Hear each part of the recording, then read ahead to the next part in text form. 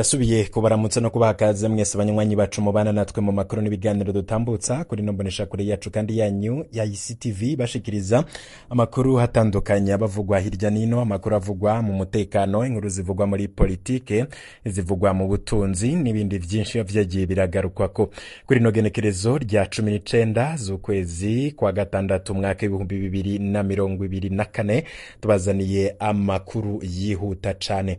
Amakuru havugwa mu nama nshinga amateka na nyenguza amateka vy'u Burundi, twababwiye ko ibintu bibandanya gukomera mu gihugu, aho abategetsi batanguye gusubiranamwo bakaba bariko baraterana amajambo kubera ikibazo c'igitoro gihanze abarundi.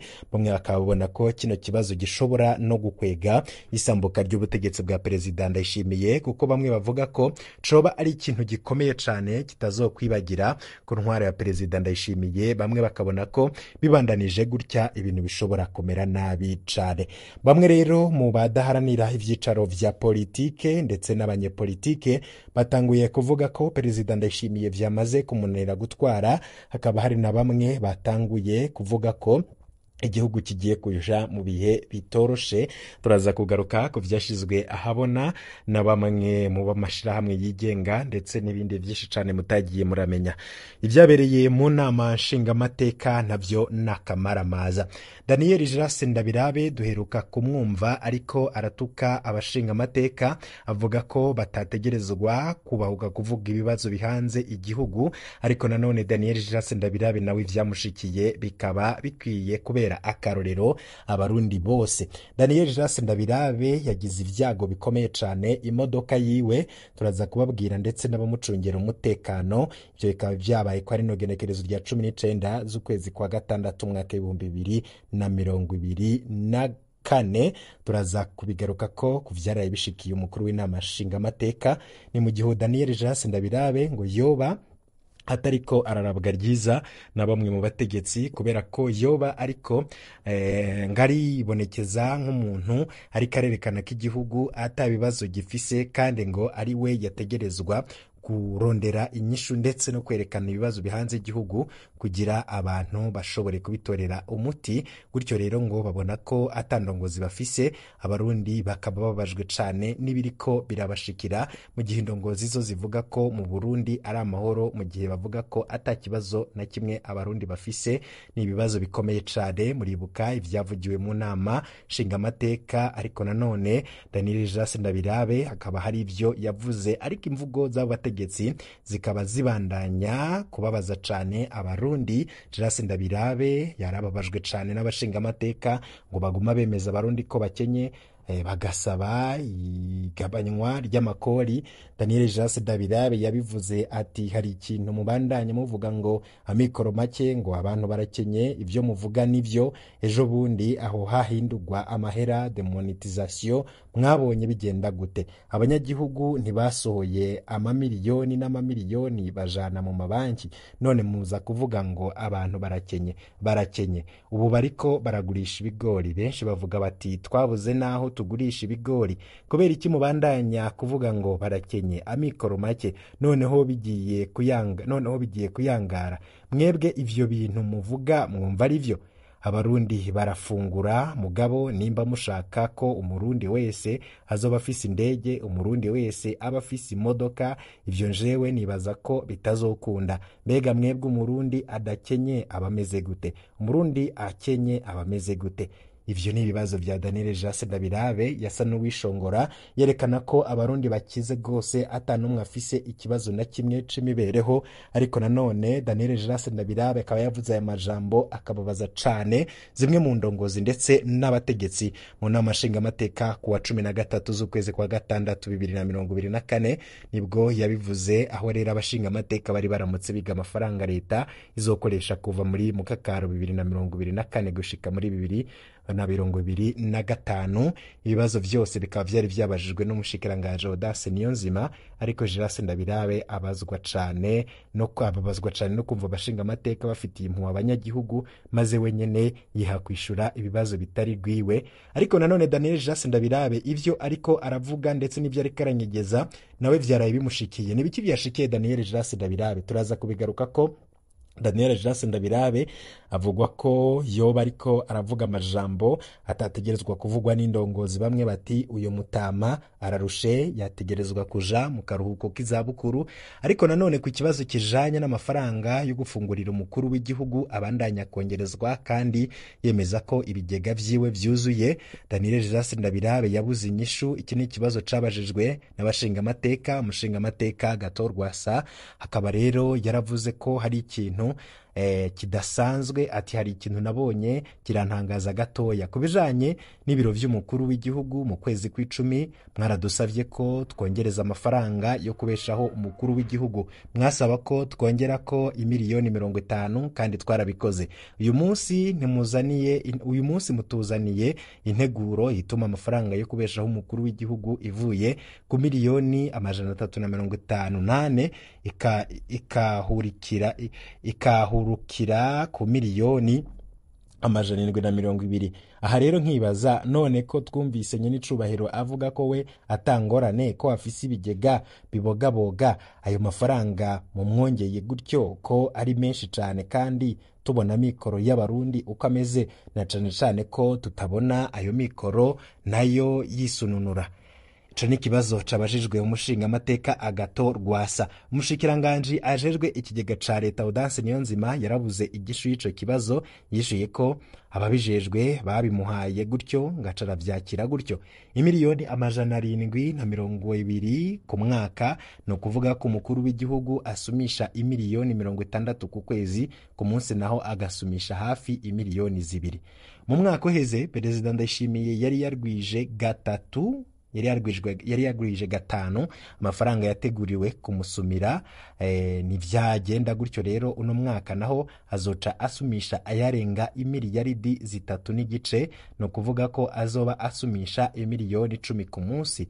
Ivyo bikaba gutyo ku muntu yiyemera ku barundi bose ko we ibigega vyuzuye, amatoni y'ibipfungurwa yuzuye ku buryo ngo atashobora kumenya ko ubuzima buzimvye. Yaranavuze ati umuliyoni n'amafaranga menshi cane udashobora guheza, ati jewe ninjye mutunzi wa mbere atunze mu Burundi, ati none uwumpakanya ninde, ati wumva ko atunze kunsumvya naze tuje guharura.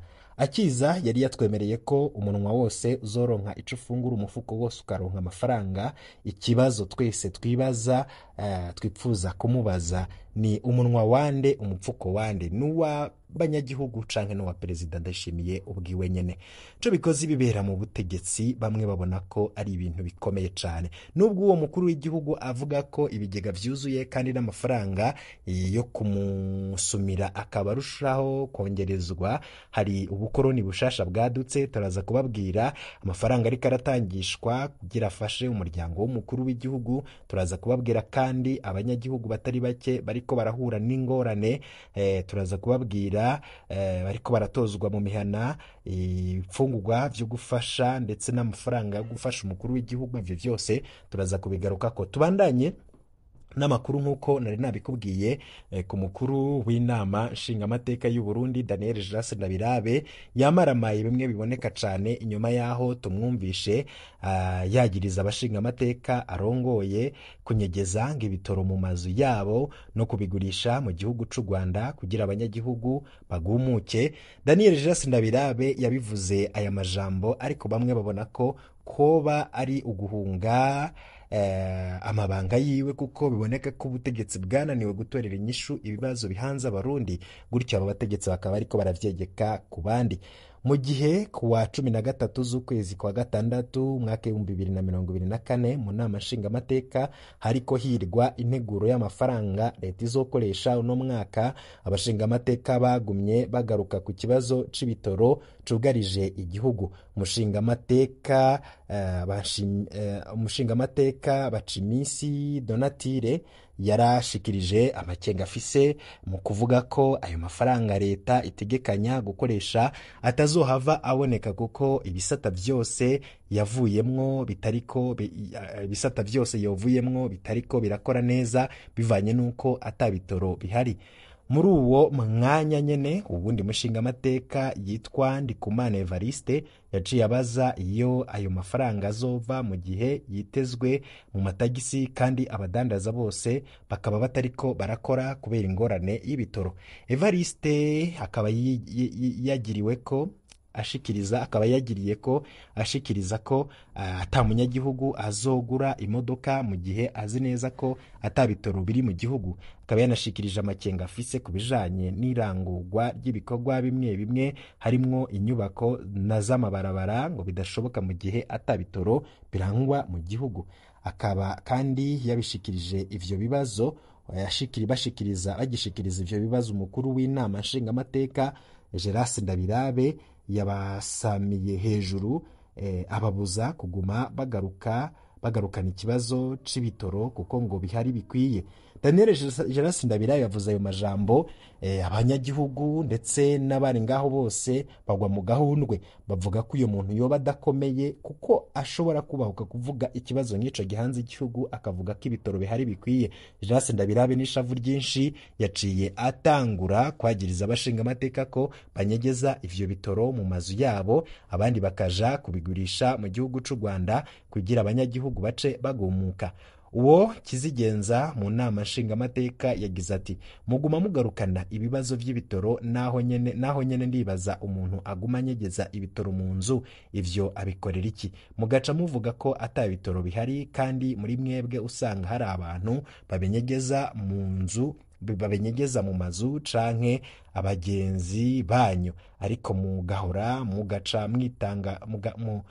mugahora mugaca mwitangaza banyegeza ibitoro kugira ntibiboneke abantu bagumuke. Ahubwo mwari kuvuga ko mu Burundi hari ibitoro n'ubu biriko biraza canke tugarukane igihano co gupfa ufatanwe igitoro bace bamwica. Ayo ni amajambo ya Daniel Gerace Ndabirabe umukuru w'inama nshingamateka. Ndabirabe yongeye abwira abashinga amateka arongoye ati ikibazo c'igitoro ntabwo ari ikibazo c'igitoro ni ikibazo c'abantu. None wewe uza kunyegeza igitoro uvoma mu magunguru kugira ukinyegeze kandi uziko bagenzawe bagikeneye. Ico gitoro ni leta iba yatanze amadovize kugira kize ku neza y'abanyagihugu. None wewe ni kubera iki uza kucegeranya kugira uce ugishora mu Rwanda canke ahandi hantu tutazi ariko mu bakoma induru ugaca ubu wa mbere. Ayo ni amajambo ya Daniel Gerace Ndabirabe. Twibutse ko umukuru w'inama nshingamateka ashikirije ivyo mu gihe igihugu kimaze imyaka irenga 2 mu ngorane zidasanzwe z'ibitoro aho ubuzima bwose busa n'ubwahagaze mu gihugu hatavuzwe ikibazo cyo kwiyunguruza ku banyagihugu. Daniel Gerace Ndabirabe umukuru w'inama nshingamateka. Daniel Gerace Ndabirabe aya majambo yayavuze mu gihe kandi havugwa ko ibintu bitifashe neza mu nama nshingamateka. Hari n'amakuru dufise ko ibintu vyoba bigiye gukomera gusumbya. Banywanyi bacu turaza kubashikiriza amakuru ahambaye cane kukuntu hoba hari akarwi kinyegeje inyuma y'ivyo bintu ndetse bamwe bakabona ko ubutegetsi bwa Perezida Ndayishimiye bwamaze kunanirwa kandi ko abamurwanya boba bateguye ikintu kidasanzwe. Ico bateguye rero gishobora guhitana ubutegetsi bwiwe. Gutyo rero Perezida Ndayishimiye ngo nukuhagabira kuko ngo ibi biriko biraba mu gihugu vyose birafise imvo n'imvano kandi ngo abavyinyegeje inyuma ntibategekanya kubihagarika ahubwo umurindi wabo ndetse n'imikenyuro itandukanye irageze kure cyane. Turaza kubabwira ko ibintu bitoroshe, turaza kuba hamwe mu mazina y'abantu bariko baragira uruhara muri ibibazo biri mu gihugu ndetse tuze no kubabwira bamwe mu bariko baravyungukiramwo. Ico bikoze Perezida Ndayishimiye we ntazi umwansi n'umukunzi, byose turaza kubigaruka ko mu makuru yacu yo hanyuma. Nari nababwiye ko hari ibyashikiye umukuru w'inama nshingamateka Daniel Gerace Ndabirabe. Uyu mukuru w'inama nshingamateka akaba yahuye n'ingorane zidasanzwe nyuma y'uko avuze ko ibitoro vyuzuye mu gihugu. Daniel Gerace Ndabirabe imodoka yiwe yabonetse iriko iranywesha igitoro mu magurudumu.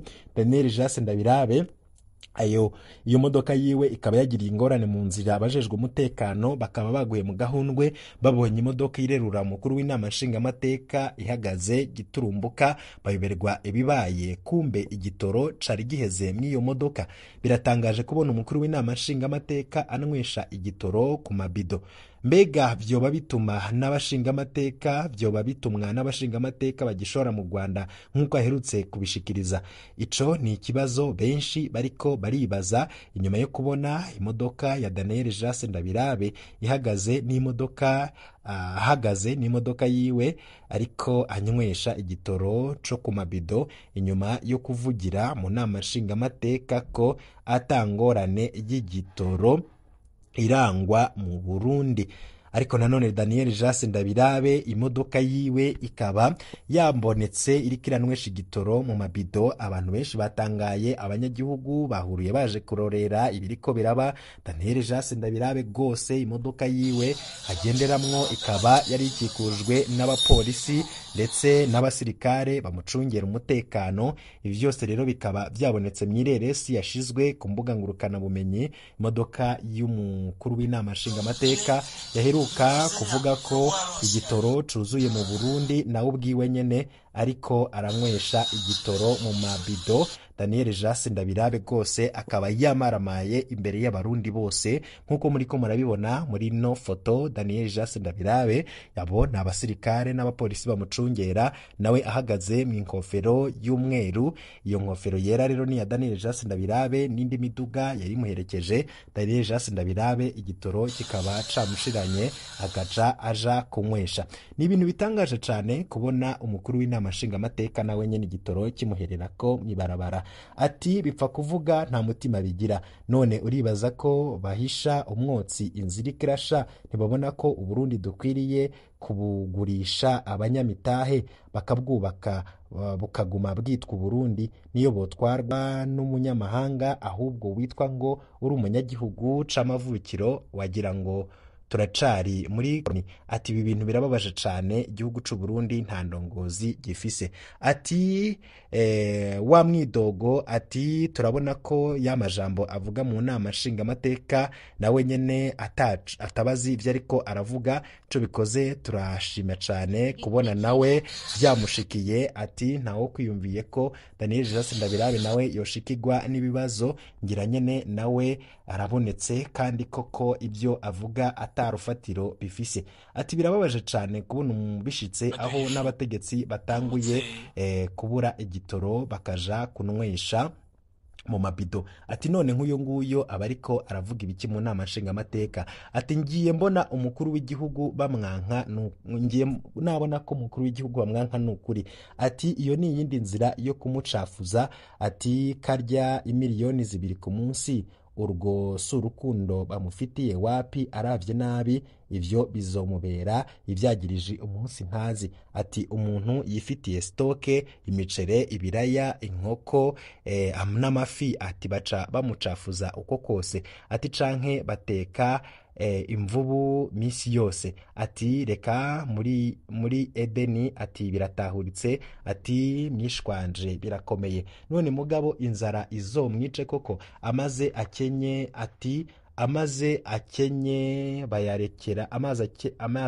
bayarekera imfizi, niyo principe bagenderaho. None ko nabonye First Lady akora shopping kuri magaze Delixe nka Gucci, Hermes, Louis Vuitton, mugomba azoje kwa Siyoni canke mu Ruvumera. Ati mubareke binezereze n'igihe cabo. Aterega niho atubwira ko Burundi budakenye, arya neza mwishwanje. Ati norya amabenyi na mpaka. Ati ndiwe. Ati umuntu ajejwe igikoni ku Kirimba niwe musuma, atanga devi yo gusumisha irenze cane. Reka nisabire ako kazi jewe bazohore bampa umuriyoni umwe par jour, nzohore n'abatekera ivyo bipfuza byose kuri emiliyo gusa par jour. Ati nyamara rero ibintu Yezu yarigeze kubivuga, ati biraboneka cyane ko igihugu c'u Burundi gikeneye uwuza kugicungura. Ati turakeneye umuntu aza gufasha abanyagihugu. Bati Rwasa baramwigije kure nyamara yarafise kazoza. Ati Rwasa barakwanka ariko ntaco bizofasha, uri incabwenge ubaza ibibazo bizima ko yavuze ko yuzuye ibigega, ayo mahera bamuha nayiki. Ati ikintu nkundira Uburundi aho hose igihe wumve ngo yihagiye amafaranga menshi mu gukoresha ububasha afise gutyo anyagwe byose, kandi bamwe mu basinyira ayo mahera nibo bazosinya ko anyagwa byose ajanywe igitega. Ico kintu ni hatari cane. Ati perezida Ndayishimiye ari ku muhero wiwe. Ati biraboneka ko atakiringo kindi afise gutwara igihugu, niyo agitwara nabwo abanyagihugu tuzohaguruka tumwiyamirize. None nk'ivyo ko twari twaravyibagiye, ati umukuru w'igihugu ni biki ariko arakora. Ati perezida Ndayishimiye tugirira ikigongwe utanga imihoho, biraboneka ko atacumariye abarundi. None ko ibintu byose byayangaye, nabo mu nama nshingamateka batanguye kunywesha igitoro mu mabido. Yewe nawe urashobora kubivyura ejo mu gitondo umuduga wawe ugahagarara ushitse mu nzira hakabura igitoro kihagukuvana. Ati turazi ko n'igihugu atandege gifise, none uzova ngaho gute? Turazi neza ko uzokwitabaza ibindi bihugu ariko nawe uzoba umaramaye. Biraboneka ko ibintu bitoroshe, nk'ubu igihugu gitewe imiduga ya gisirikare n'indege za gisirikare byose byoca bigwana gute? Kandi biboneka ko ibintu bitoroshe mu gihugu. Banywanyi bacu ibintu birakomeye cyane. Benshi rero bagenda bavuga ibitandukanye, kandi twababwiye ko ibintu bitoroshe mu butegetsi. Ndaza ndabashikiriza andi makuru mu kanya gatoya cyane, na makuru yose avugwa, na makuru y'ibitoroshe biriko birabera mu butegetsi, byose muraza kubikurikira. Cyo tegerezwa gukora cyonyine no gufyonda kuri subscribe twashaka inkuru karonka notification. Ntandi naho mushobora kuronka amakuru mwene nkaya atari kuri ino chaîne ya YouTube ya ICTV.